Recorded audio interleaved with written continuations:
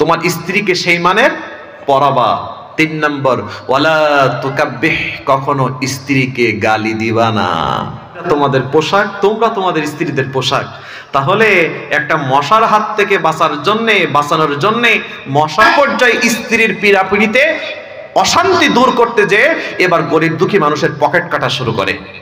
জাহান্নামে যাওয়ার অন্যতম একটা কারণ হলো স্বামীর নাশুকরিয়া আদায় করা, স্বামীর প্রতি অখুশি। স্ত্রী বিপদে পড়ে দৌড় মেরে স্বামীর কাছে গেছে, ওগো আমার প্রাণের স্বামী, তুমি আমার কলিজার টুকরা স্বামী, একই ছাদের নিচে 50 বছর দিনাতিপাত করেছি, সংসার করেছি, বাচ্চা কাচ্চা মানুষ করেছি, কখনো তুমি আমাকে কটু কথা বলনি, গালিগালাজ করনি। এমন স্বামী স্ত্রী আছে না নেই? তোরে বলেন, আপনাদের সম্পর্কটা তো এমন মাশাআল্লাহ নাকি?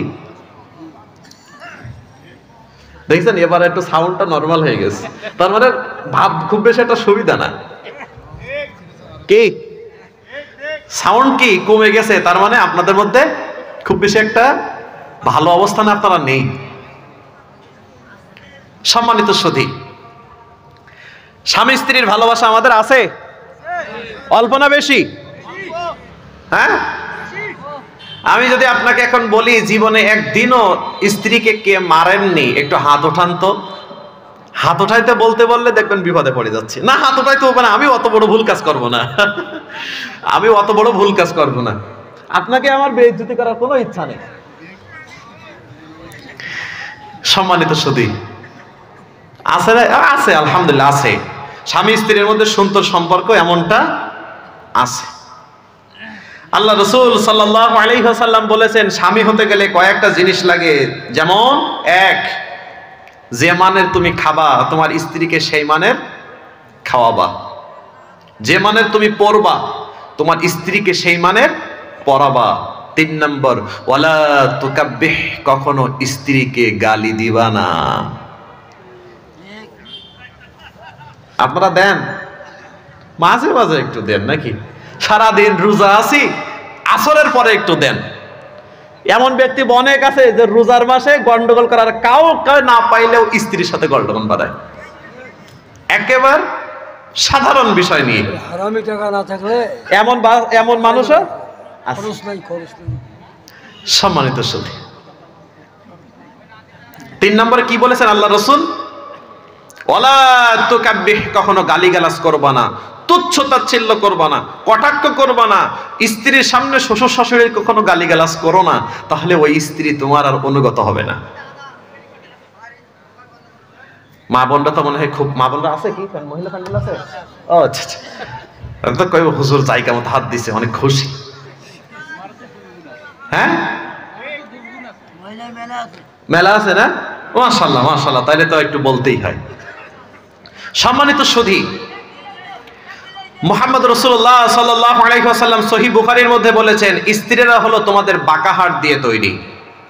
সুতরাং একটু ভালো মন্দ বলে একটু বুঝাই যা করবা করিও, যদি একটু সোজা করতে চাও ওই হাড় কিন্তু মট করে ভেঙে যাবে, তখন আর করার কিছু নেই। সহিহ বুখারীর হাদিস। এই ভাইয়েরা কথা বলেন না, একটু সময় দেন। সম্মানিত সুধী, আল্লাহ রাব্বুল আলামিন বলছেন, তোমাদের স্ত্রীরা হলো তোমাদের পোশাক। হুন্না লিবাসুল লাকুম ওয়া আনতুম লিবাসুল লাহুন্না। স্ত্রীরা হলো স্বামীদের পোশাক আর স্বামীরা হলো স্ত্রীদের পোশাক। এখন বলেন তো প্রিয় ভাইরা, পোশাকের সাথে মানুষ কেমন আচরণ করে? শুধু ভালো। একটা টাইলসের উপরে একটু ময়লা আছে, বসার আগে আপনার ভালো হাত দিয়ে একটু চেক করে দেখেন যে আসলে ময়লা আছে কিনা। ময়লা হাতে লাগে লাগুক, কিন্তু কাপড়ের জন্য না লাগে। ঠিক না ঠিক ধরে বলেন? আচ্ছা, আমার এটা তো সাদা জামা না, নীলি জামা। তো আমার এটা যদি সাদা জামা হতো, আপনি মনে করে একটা সাদা কাপড় পরেছেন, রাগ করতেছেন না তো প্রিয় ভাই আমার উপরে? আপনি একটা সাদা জামা পরেছেন, সাদা জামার উপর দিয়ে একটা মশা বসেছে আপনার গায়ে। আপনি চোখের সামনে দেখতেছেন যে এই মশাটা আমার গা থেকে রক্ত খেয়ে তার পেটটা বড় হয়ে গেছে। আপনার সামনে বসেছে, আপনার মারার ক্ষমতা আছে, রাগ হচ্ছে, কিন্তু আপনি যদি বুদ্ধিমান হন, মশাটা কি মারবেন নাকি তাড়াই দিবেন? কেন? সাদা কাপড়, সাদা কাপড়ে দাগ ভরবে। কি করবেন? আপনি যদি বুদ্ধিমান হন, তাহলে মশাটা তাড়াই দিবেন যে ভাই রক্ত যা খাইছিস তুই সর, অন্তত কাপড়টা বাঁচুক, মারার দরকার নেই। আর আপনি যদি বোকা হন তাহলে মশাটা মেরে ফেলবেন। এখন মশা মারলে মশার যা ক্ষতি হবে, ক্ষতি আপনারও বেশি, সাদা কাপড়টা নষ্ট হয়ে যাবে। আল্লাহ রাব্বুল আলামিন বলেছেন তোমাদের স্ত্রীরা তোমাদের পোশাক, তোমরা তোমাদের স্ত্রীদের পোশাক। তাহলে একটা মশার হাত থেকে বাঁচানোর জন্যে মশাটা আপনার ব্যথা দিচ্ছে, কষ্ট হচ্ছে, ব্যথাও লাগতেছে, রক্তও খাটতেছে, তারপরেও জানার পরে মশাটা আস্তে করে তাড়াই দেন। আর আপনার স্ত্রী যদি একটু ভুল করে বসে তাহলে পাছনি ছাড়া আর কিছু নেই, গালিগালাজ ছাড়া আর কিছু নেই, মাই ছাড়া আর কিছু নেই। পেন্টি তার মানে ওই লাঠি লাঠি লাঠি। সম্মানিত সুধী, আমি কি ভুল বললাম নাকি ঠিক বললাম? তাহলে আপনার পোশাক বাঁচাবার জন্য মশাটা সরাই দিলেন, তার মানে মশার সাথে আপনি ইহসান করেছেন পোশাক বাঁচাবার জন্য। কিন্তু যেই স্ত্রীদেরকে আল্লাহ আপনাদের পোশাকের সাথে তুলনা করেছে, আমাদের স্ত্রীদের ভুল করতে দেরি কিন্তু উত্তম মাধ্যম দিতে দেরি নেই। সম্মানিত সুধী, গালিগালাজ নয়, মাধ্যম নয়, ফাইজু হুন না, শুধু ওয়াজ করবেন, শুধু নসিহত করবেন, ওয়াজ ওয়াজ ওয়াজ। কয় হুজুর এখন রাগ উঠে গেছে 360 কিলোমিটার বেগে, এখন কি আর ওয়াজ আসে? গালিগালাজ না করলে মাথা ঠান্ডা হয় না। আল্লাহি আল্লাহর কসম, এগুলো নয়। এই যেই সম্পর্কের মধ্যে আল্লাহকে খুশি করার উদ্দেশ্য নেই, ওই সম্পর্কের মধ্যে আল্লাহর রহমত নেই। আর যেই সম্পর্কে আল্লাহর রহমত নেই, ওই সম্পর্কটা ভালো সম্পর্ক না।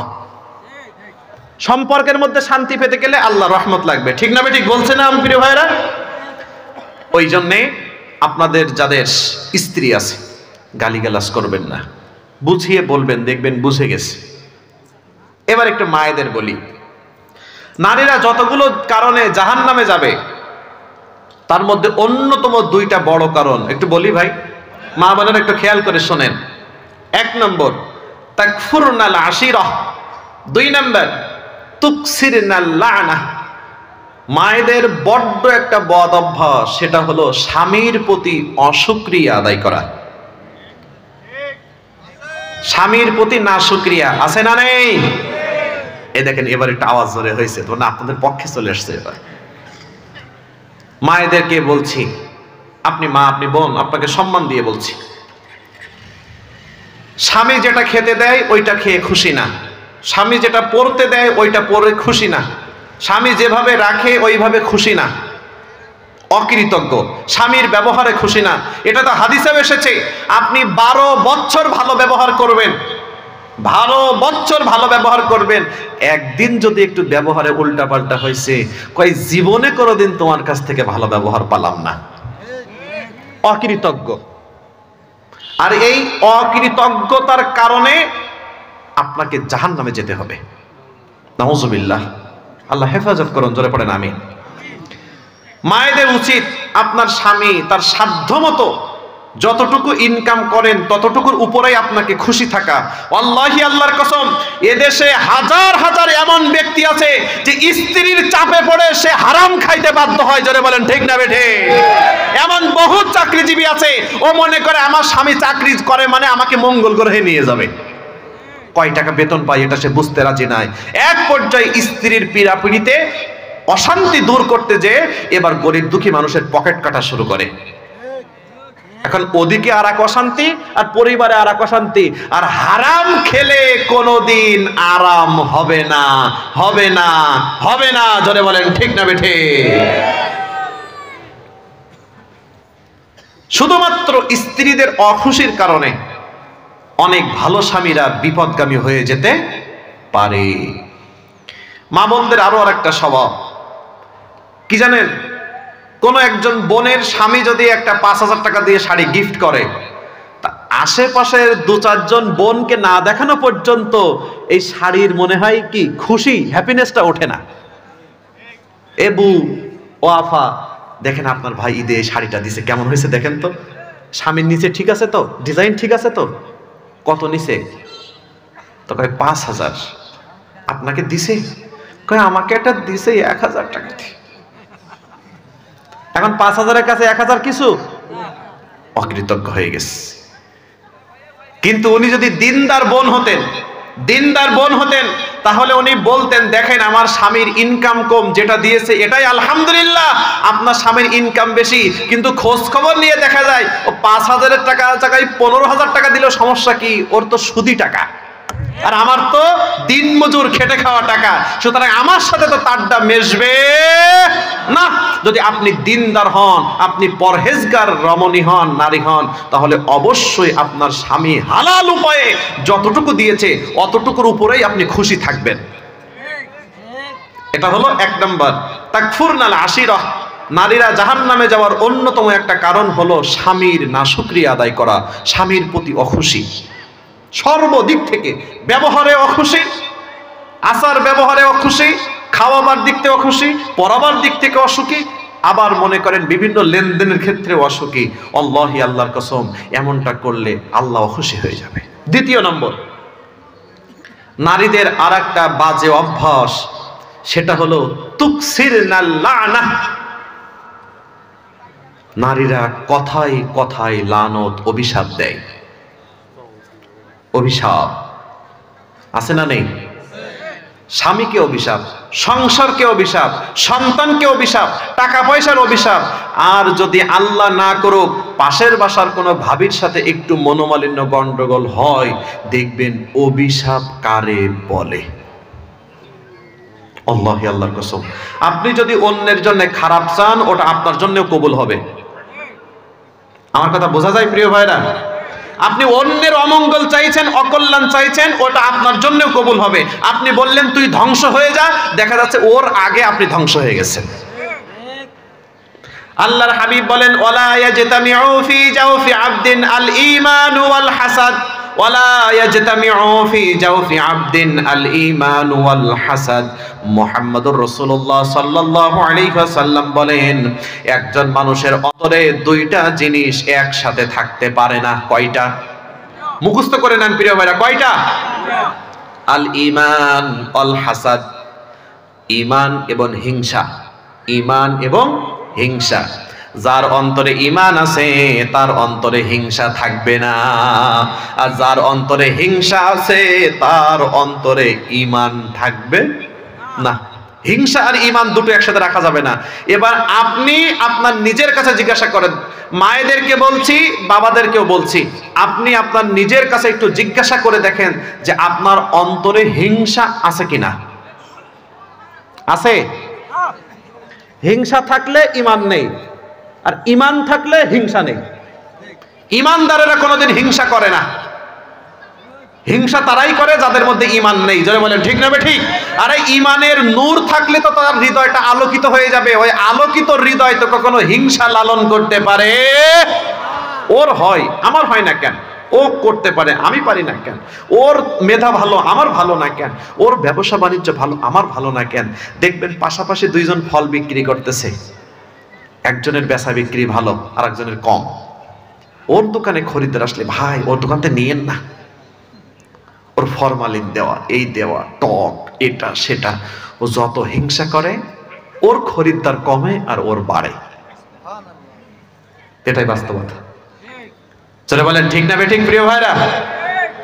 তো মা বোনদেরকে বলবো, স্বামীর অসুক্রিয়া করা যাবে না, শুকরিয়া করা যাবে না, আর লানত দেয়া যাবে না।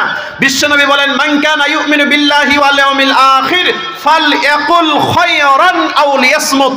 তোমরা কথা বললে ভালো বলবা, আর যদি ভালো কথা না বলতে পারো ফালইয়াসমুত, চুপ, একেবারে চুপ। কি? কথা বললে ভালো, না পারলে চুপ। কথা বললে ভালো, না পারলে চুপ। কিন্তু মন্দ কথা বলে নিজের ঈমান নষ্ট করা যাবে না।